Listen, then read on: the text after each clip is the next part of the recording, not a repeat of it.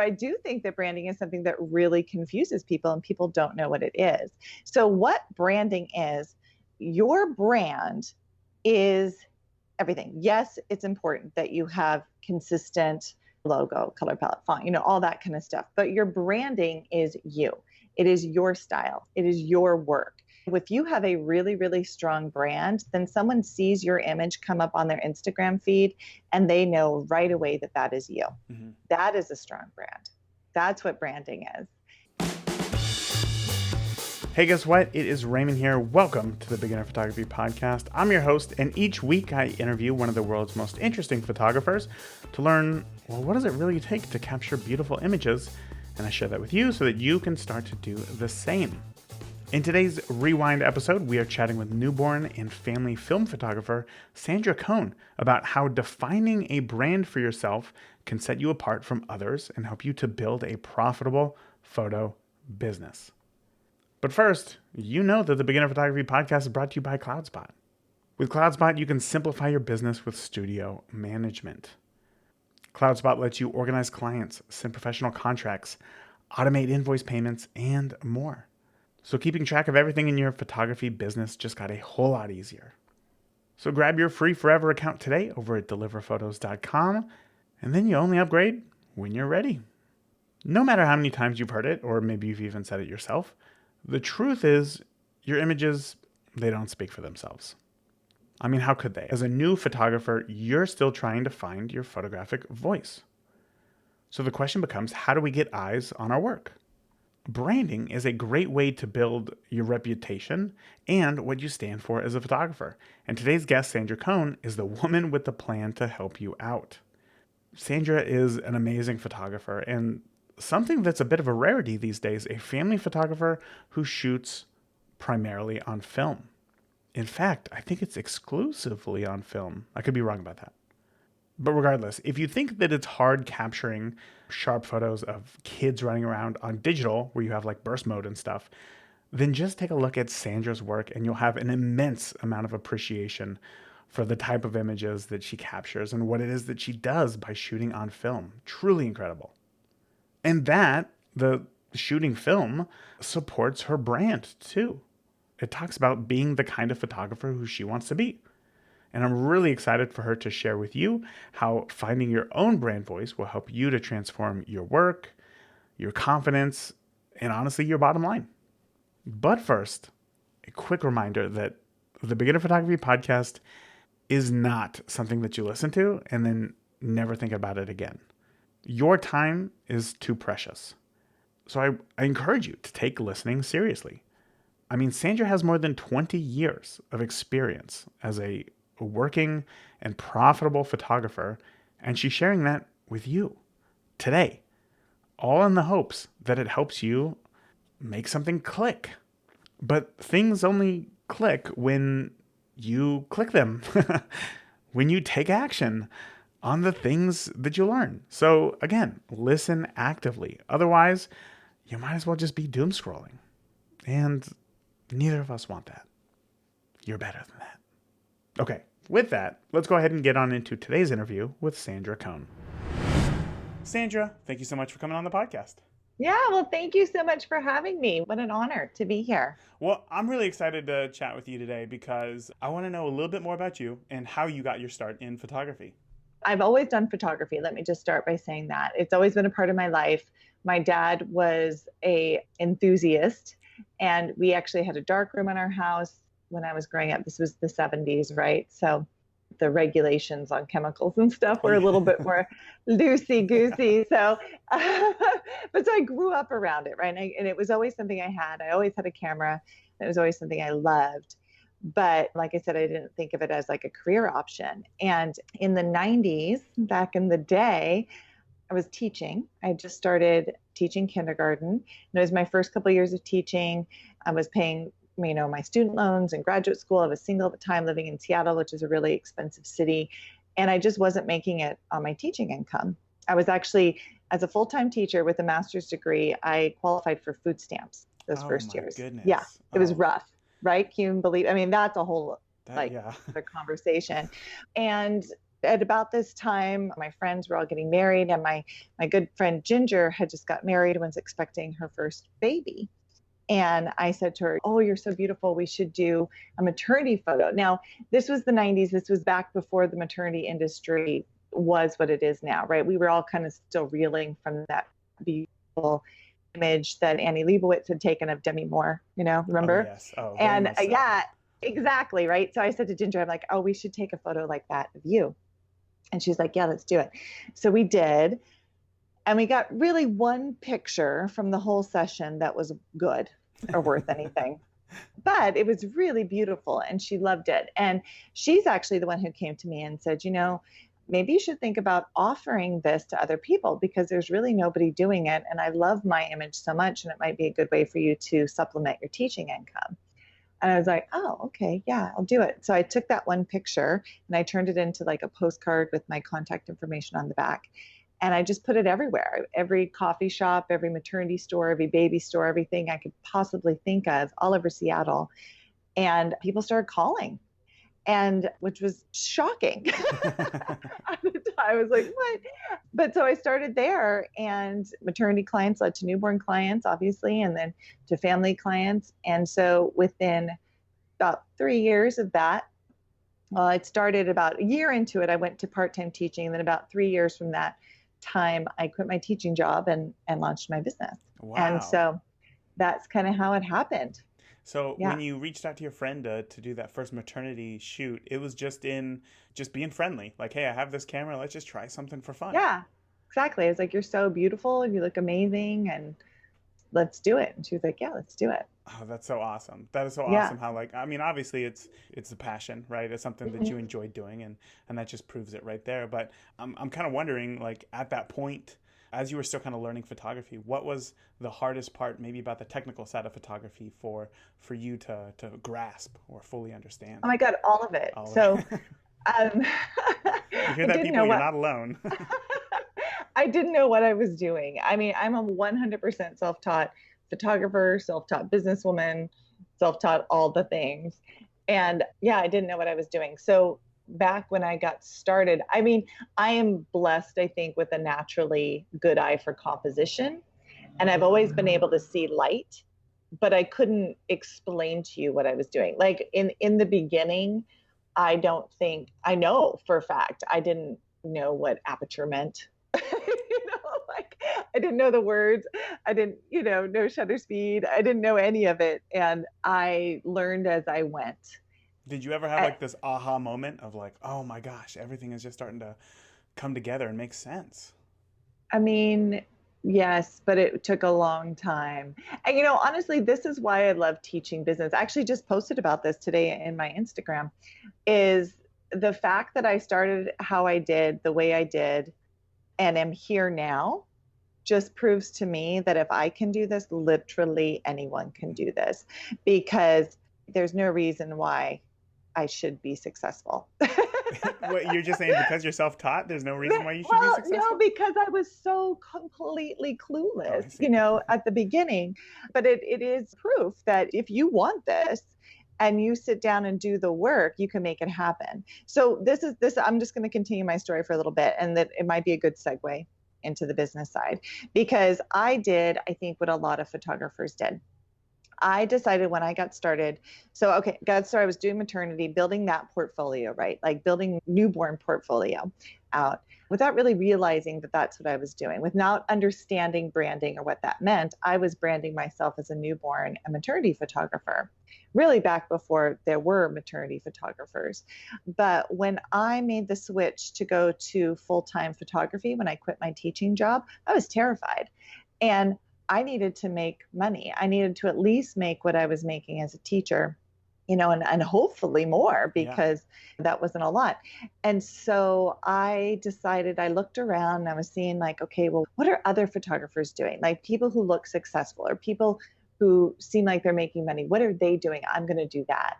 And so doing that, chasing that, led me to shooting weddings. So what was hilarious about this story is that I'd been 3 years building this brand as a maternity and newborn photographer. And then when I launched myself as a full-time photographer, I launched myself as a wedding photographer. I'd never shot a wedding in my life, Oh, you man. know? And I mean, it's typically your past crazy. clients don't need wedding photos. No, Yeah. I mean, it was just absurd. But so I did that. I shot weddings for a few years. I hated it. And I had gotten to the point. So in that time frame, I got married. I had twins. And I was at the point where I was away from them all the time. I was working all the time. I was shooting weddings. And I just was miserable. And as a consequence, I'd stopped doing this portrait work that I actually really, really loved. And that's what started my whole journey. And so I got to the point, I'll never forget, it was 2007 because my twins were not quite a year old yet. And I was like, well, this is ridiculous. If I'm going to keep doing this, and if this is going to be a sustainable career, and I need it to be, my family needs it to be, I've got to be happy again. And I decided to completely relaunch my business at that time and rebrand myself as a portrait photographer, go back to what I loved. And so I started there just in time for the Great Recession. So Perfect time. that was Perfect time to start a great, luxury right? business. Yes. I know, like perfect timing for me with like newborn twins at home. No big deal. But then, yeah. And so I kind of rebranded then and began what I have today. So that I got a studio and I just decided to ignore the trends, stop looking at what other people were doing, stop comparing myself to other people, and just get really, really clear on my vision, what I do, my voice as an artist, and going with that. And that's also when I really sat down and decided that I needed to learn business. That was probably when I was like 8 years into that point. And that's probably when I was like, this is actually a business. Maybe I should learn what that means. And so, right. And see, I told you, if I can do this, literally anybody can.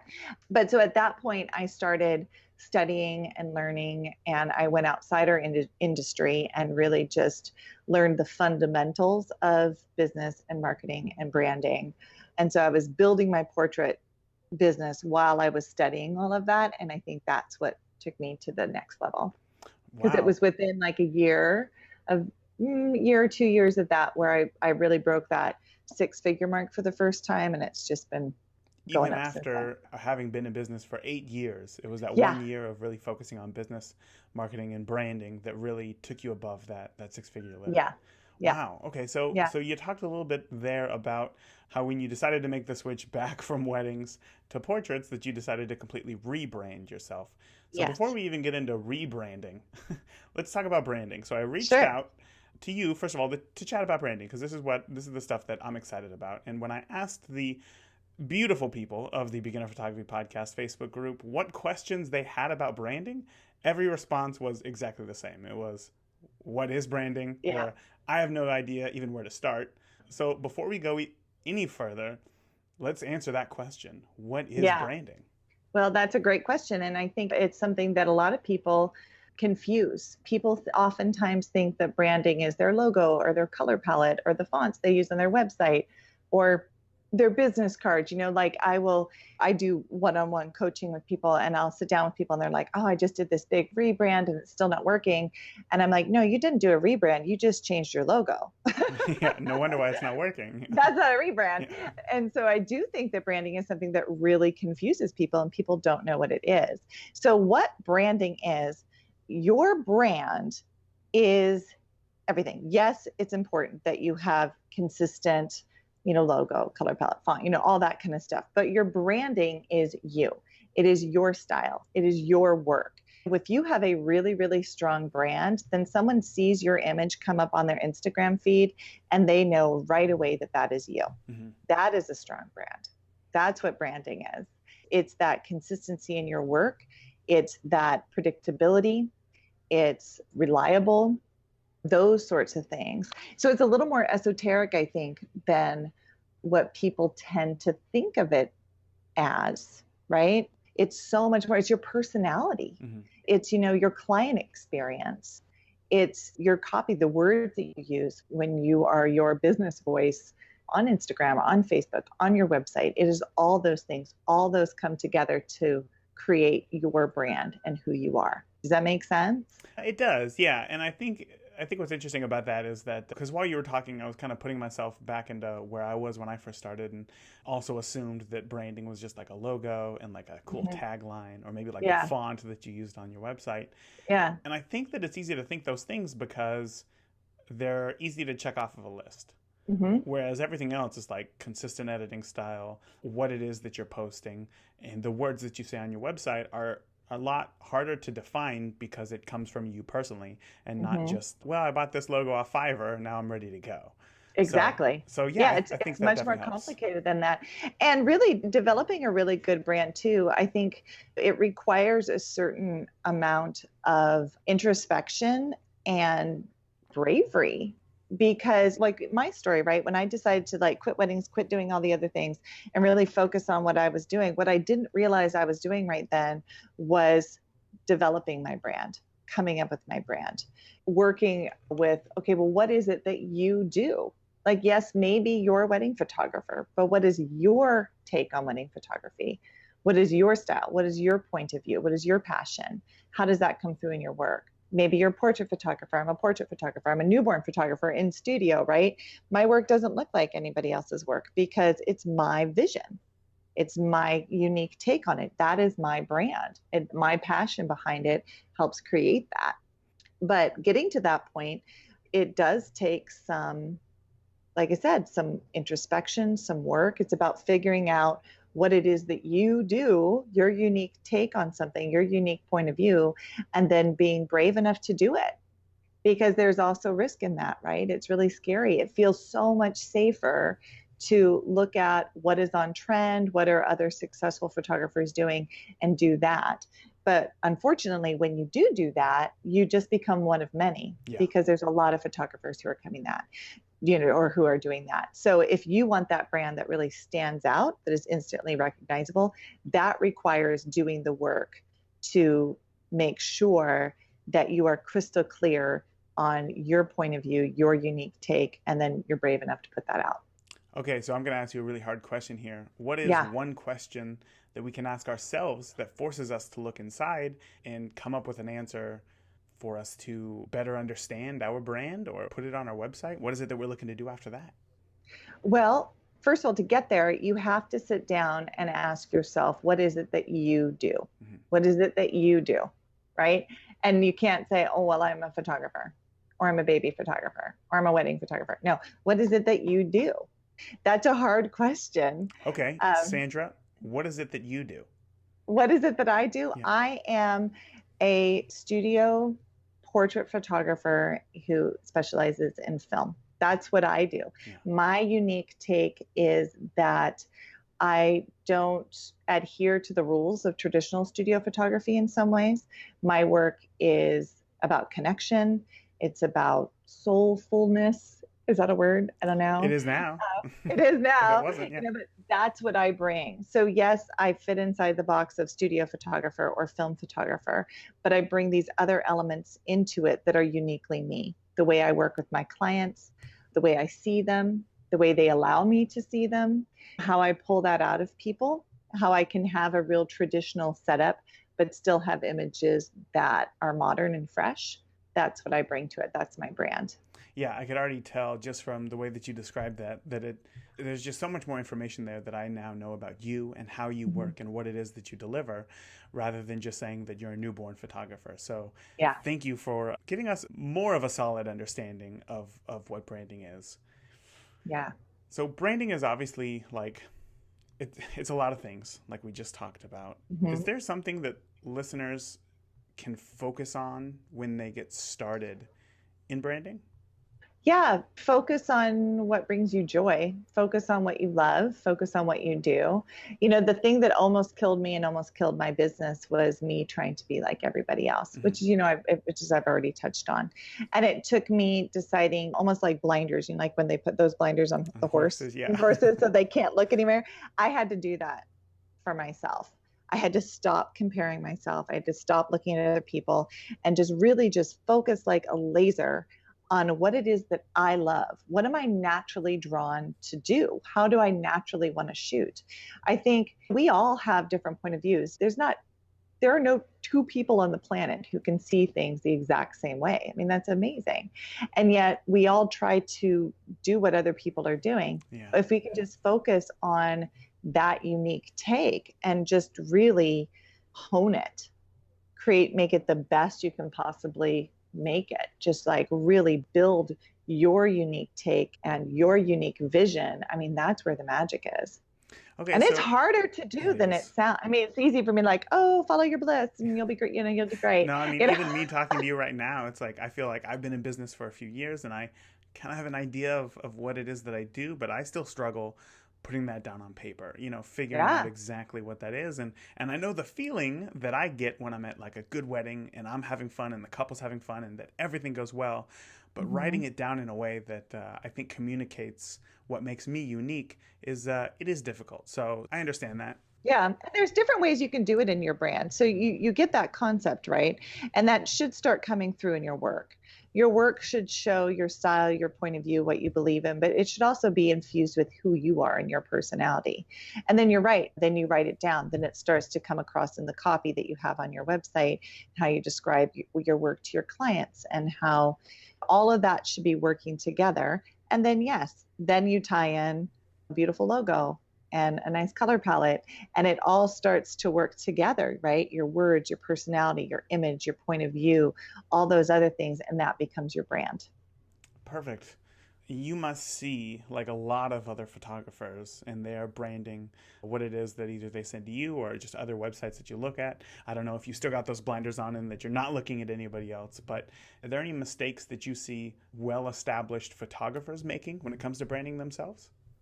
Yeah, I fall victim to this too. I mean, I'm human, right? And I have taken the blinders off because that's part of my job. Yeah. I go around and I'm, speaking and I'm teaching and I'm interacting with people, I'm working with people, and I do look at other people's stuff all the time. And I think that the worst thing that we can do is compare our work to other people's work. I do it. I have a really established brand and kind of a killer business. And I still look at other people's work and I'm like, oh man, so good. Like I could be better. I could do better, like that kind of stuff. And it's good to push yourself and to be inspired. But I say, don't fall into that trap. There's that great quote where, what is it? Like comparison is the thief of joy or something. I'm misquoting it, but I mean, it's so true, like hard. And it's hard when you're an artist and your art is your business because you're selling a piece of you. I mean, that's really vulnerable and really hard and really scary. So when it comes to mistakes that more established photographers are making, are you saying that maybe they spend too much time selling themselves? No, I think it's important to sell yourself. I think any photographer, established or not, the mistake you make is questioning yourself. Oh, I see. Questioning what you do. I see. Yeah. Ah, okay. That can be a tough one. That can be a tough one because that's like naturally what we as humans do. Yeah. So, and as artists do. I mean, like, I always tell people being in business is like being in therapy, man, because like just by definition, because of what we do, I mean, it forces you to like rub up against all your insecurities. It's rough. Yeah. We're crazy. We're all crazy people. I know. And you got some good days that are just like, you're just riding high. It's like amazing. And then you have other days where you just think, you know what, maybe I'd be happier making $12 at Starbucks. I mean, literally last week, I said to one of my best friends who's also in the industry, I was like, God, maybe I should just quit and be a barista. You said that to them? Why? What was it that you were feeling at that point? I mean, I have all the things too. Like one day you're like, I'm amazing. This is fantastic. I've totally got this. And then, and then other days I'm like, this is exhausting. Yeah. And I totally blew it. And I could have done a better job, Well, we can always do a better job, but it's good to, give yourself that free pass and let yourself go from time to time. Yeah. I want to know, because there are some photographers who listen to the podcast who honestly have no intentions of going into business. They have no intentions of making money, but they use photography just for fun as a hobby. Maybe they post photos to Instagram or Facebook. Should those photographers be worried about branding at all? Yeah, I think if you're doing your photography well and you are being authentic to your voice as an artist, you're building a brand whether you realize it or not, right? Because really, that's having those images that people are that are instantly recognizable as you. Mm-hmm. That's building a brand. And yeah, so even if it's not your intention to go out and create a business, listen, it was never my intention to go out and create a business. Right. Here I am. Yeah. You never know. But really, it's just about that consistency and being true to your voice. Now, another thing I hear a lot, and I'm just throwing this out there, maybe this applies to some of your listeners, but I hear from people who are just starting as, well, what if I love doing a lot of different things, Mm-hmm. What if I love shooting weddings and I love shooting portraits and I love photographing dogs or, whatever? Then what do I do? How do I build a consistent brand that way? And what I always say is, even if you are photographing different things, you still have your style that you bring to it. Like, I'm sure, like, just the two of us, like, if I were, God forbid, to go in and photograph a wedding, I would bring my point of view, right? Like, my take on that, and we would have a different experience. You can set 10 photographers in the same room all photographing the same thing, and everybody's image is going to look different. Absolutely. Yeah. I don't know if you've seen that Canon, I don't think it was an ad, but it was a promotion where they took, I think it was just 10 photographers, and they put them in a room with one subject, but each time they told the photographer that the subject was something different. So like the first photographer was told that, oh yeah, the subject is like this high level CEO, go ahead and like go photograph him. Next guy was like, this guy's like an ex-inmate, go ahead and photograph him. And each photo that came out was really interesting, how you could just see the story that was being told through the photographer's perspective. Oh wow. Yeah. No, now I'm gonna have to go look that up. Yeah, I'll have to send you a link. I think it was on YouTube. It was from a few years ago, but it's really interesting stuff, and it just kind of rings true to what it is that you're saying, is that we each have our own personal voice. We just have to find it and learn how to put it down on paper, I suppose. And even if you're not making money, you can still come up with that voice just through your images. So yeah, find your voice and then be brave enough to do it. So that kind of brings me to my next question, which is, we hear a lot, in fact, from yourself included, you said that photographers like to go through rebrands, right? Every 3 or 4 years, we're like, complete rebrand, I'm doing this thing. So I guess for one, are those photographers truly doing a rebrand? Or is it that they are just bored of the colors on their website and that they're looking for something new? Because if our brand is our voice, how much are we really changing through a rebrand? How often do we need a rebrand? Yeah, I personally think if you're changing your website, you're just changing your website. That's not a rebrand. I change my website all the time because I get bored of it, and I get, I want it to be fresh and evolved. But my brand is consistent and the same. Who I am, my work, my point of view, all of that is consistent, the same. And I get a lot of pushback on this. I actually have a branding class actually on Creative Live where I got up and said, in front of like 70,000 people in a live view, like, no, your brand's not your logo. And everybody was like, what? That's totally that is a part of it. Absolutely, it's a part of it, but that is not it. Like, it's not enough to say, okay, something in my business isn't working, so I'm going to change my logo and somehow that's going to magically fix the problem. That's not the rebrand. If something's not working in your business, you have a bigger problem than what your logo looks like. Oh, of course. Yeah. Nobody's not booking you because your logo is because they're like, that color palette just really isn't speaking to me. So, right. If somebody's not booking you, then there's something confusing in your messaging. Either your work isn't consistent or it's all over the place. They don't know what they're going to get from you. If you have a really strong brand, your clients should know exactly what their images are going to look like before they ever see any of it. Like, one of the things I do in my business, which people think is really weird, is, I'm a film photographer. So at the end of a session with me, I haven't even seen the images. My clients haven't seen the images. It's like 2 weeks before. And yet I sit with people at the end of my sessions and we do their ordering session because my people are really busy. They don't have time to come back in. And people order wall prints and albums and all of that before any of us have seen their work. All right, so why does that work? Why does that work for me? Because I have a really strong, consistent brand. People know what their images are going to look like before they ever walk through the door. That is branding, not your logo and your font. I see. Yeah. So kind of sub question there. Are they just kind of reserving that they will have a 8x10 print or that they will have this? Because surely there's no way that they know exactly which Yeah. photos they want there. Yeah. So they say, hey, yeah, I'm definitely going to want the album. And that's what I sell most of are my fine art albums. And then, a lot of my people don't even want to choose the images. They just let me do it. Really? Oh, wow. How great. How great that Yeah. must be as a photographer. Saves So then we you a just lot of put it time. together Yeah. and yeah, it Send it saves off. everybody time. They love it. So yeah. Well, then I kind of want to ask a more direct question. You just shared an Sure. example of how building a strong brand builds trust. Mm-hmm. How can a strong brand make photographers more money? Well, that all goes together, right? Because if you have a strong brand, you have authority. It creates trust, and it raises your perceived value.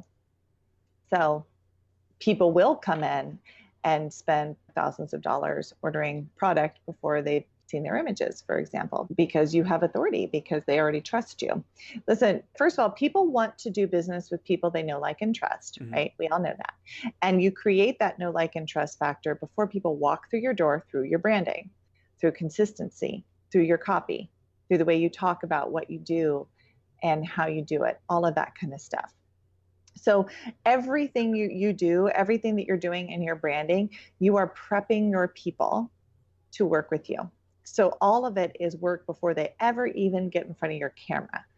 And that does increase your value.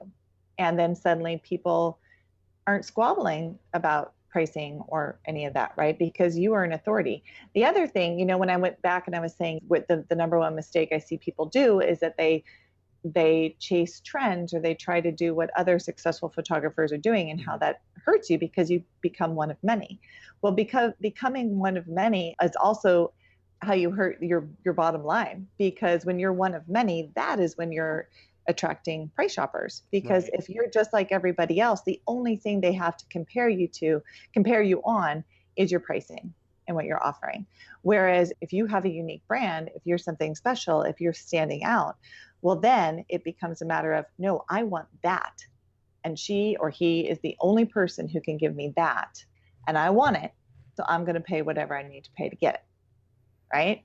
It's just like a fundamental difference. Right. And the expectation or even the desire to work with you. Okay. Yeah, no, it does make sense. I guess I was asking too specific of a question when really it's not just like, here's branding, you're done, fill this form out, here you go. It does require a lot of personal work that you do got to put in. It's like therapy. It's like therapy. It's like therapy. So yeah, I do appreciate that answer. I definitely got something out of it, and I will admit that I asked you the wrong question there. It wasn't a very good question. So, but you handled it with grace, and you answered it very well. So thank you. Well, and I also know, like, sometimes when I talk about branding or I talk about these things, it feels a little bit like I'm talking about like fairies or something, right? Like it's kind of hard to nail down because it is so subtle. Yeah. And there's a lot of nuance to it, And like you said, it's not just as easy as fill this out and this is your brand. There's a lot of introspection. There's a lot of work that takes some time to figure out. Well, then, speaking of work, is there any action items that we should be doing after listening to this episode that we should be doing to get started cultivating what our brand is, or thinking about to start to cultivate what our brand is? Yeah, absolutely. Come back to that question that I asked at the beginning, like, what is it that you do? What is your unique take? What do you love? What is that thing that you could do over and over and over again, 8,000 times and never get sick of it? Really start paying attention to that and write it down and start figuring it out. And the more intentional you are about it, then you start to grow this. Like, I can't remember who, somebody asked me the other day, because I have been doing this forever. Mm-hmm. And I have a really simple setup. I have a studio, I have a white backdrop, and I have a gray backdrop. It's like my favorite thing in the world. And somebody's like, well, don't you get tired or sick of doing what you're doing? Don't you get kind of burnt out after almost 20 years? And it's like, no, I don't.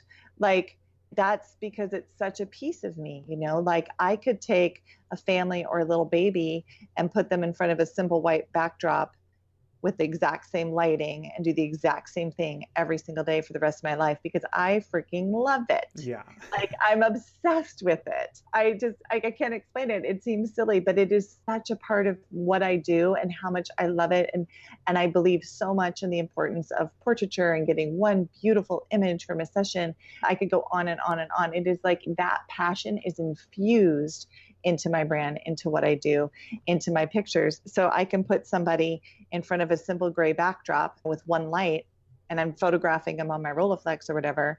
And I get giddy. Like I get excited to do it every single time. Find that.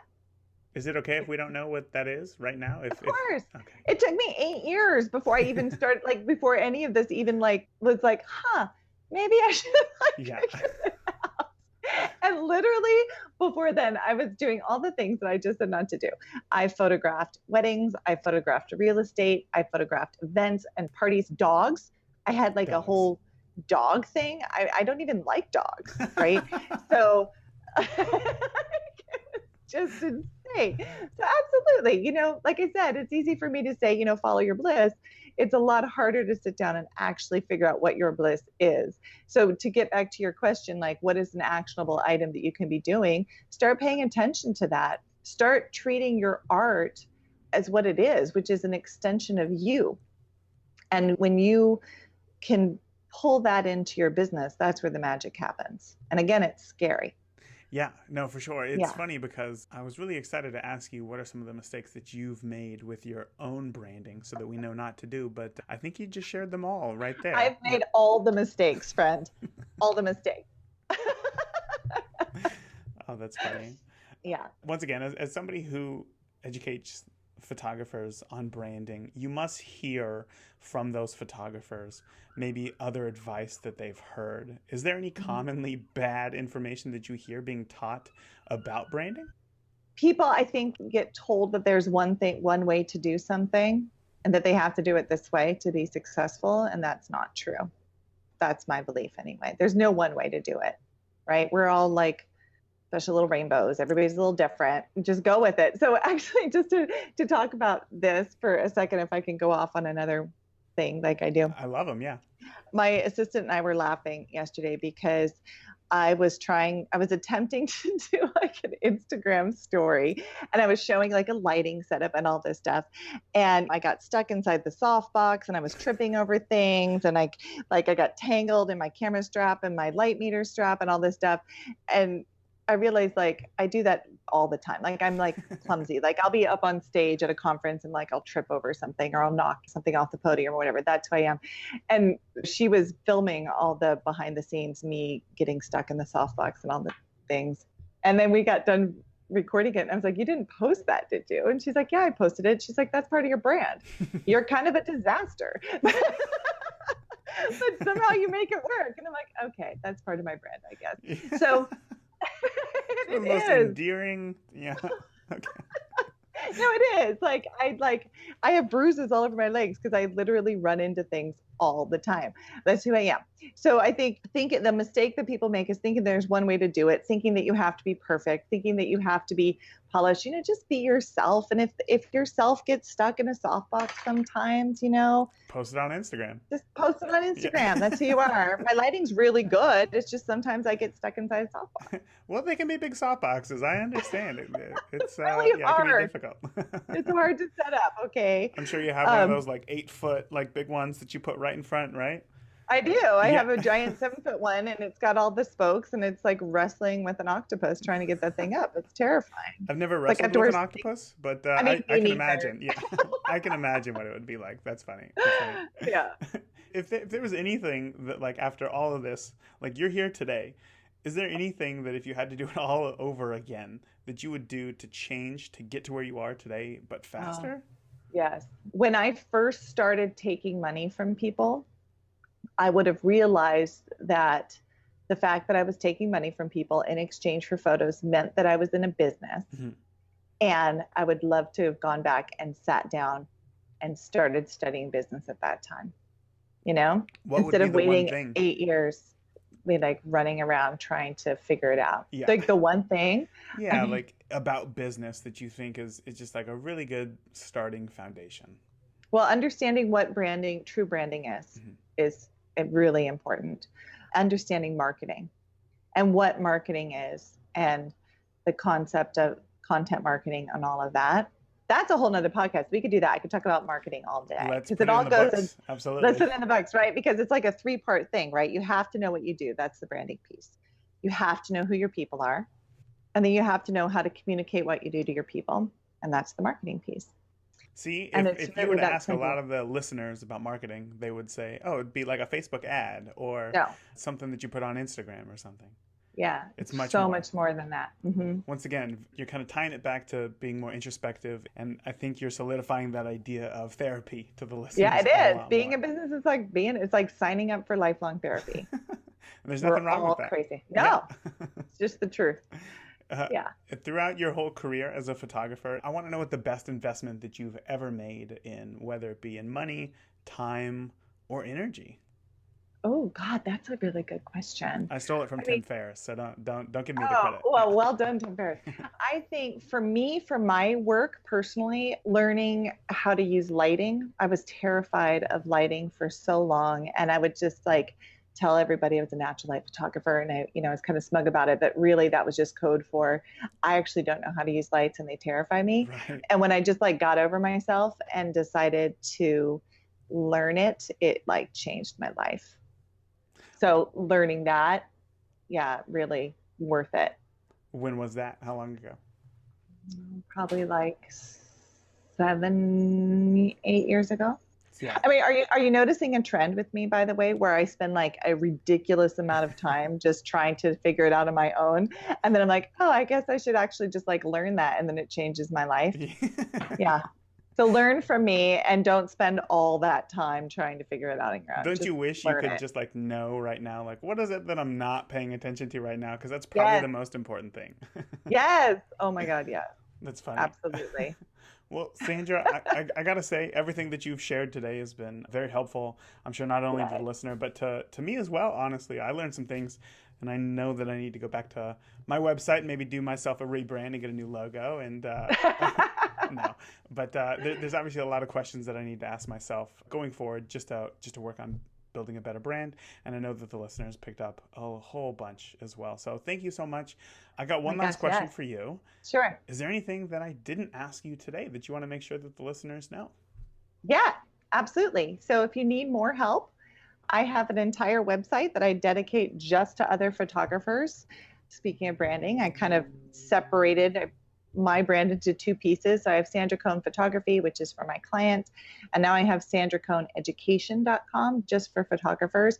And I talk about all this stuff all the time because I'm actually, like I said, like strangely passionate about it. So there's a lot of great resources for photography and lighting and business and all those things that you can find there. And I'm also co-owner of a company called Lady Boss Workshops, where we just kind of take this one step further. It's myself and my business partner, Elena S. Blair.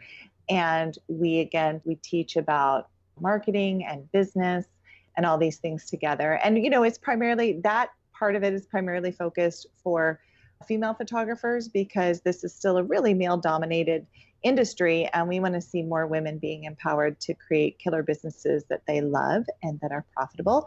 However, that said, we have a lot of what we call brotogs in the group too, our mantographer friends, and they are, of course, always welcome as well. That's funny. I was just imagining like that movie, The Little Rascals from like the '90s or whatever. How they had Yeah. their No Girls Allowed club. What was it Yeah.